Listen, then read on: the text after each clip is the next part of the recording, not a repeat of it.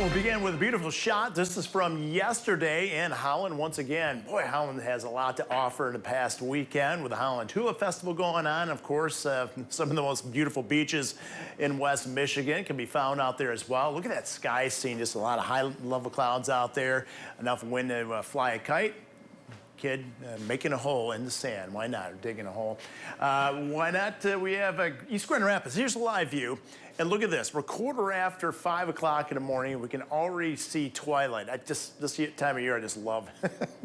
You can see the twilight awesome Muskegon camera view.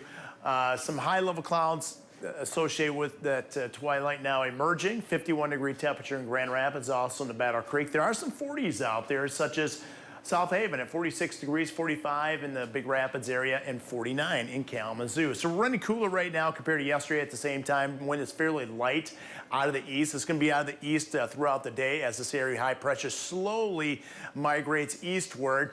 But the high and mid-level clouds that are associated with this area of kind of stationary front off to the south, those will slide to the southeast. We'll be in this area this afternoon with sunny to mostly sunny conditions.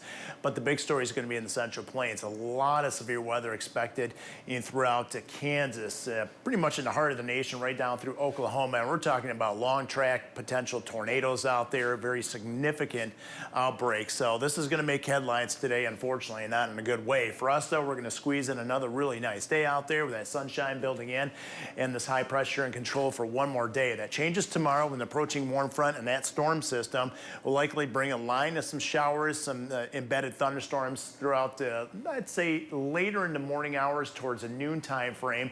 This is not expected to be severe, but what could be severe is associated with this area of low pressure and this cold front.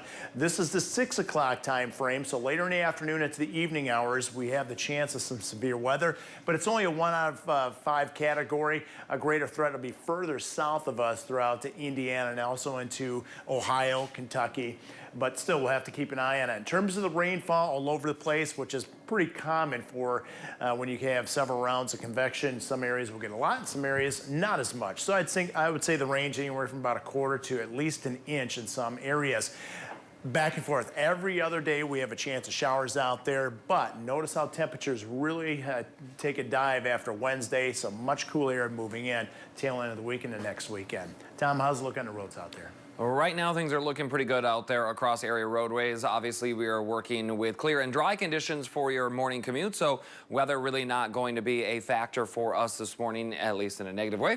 Taking a look at the freeways right now, in and around the Grand Rapids area, we do remain crash-free, so that is good news if you're getting ready to head out the door.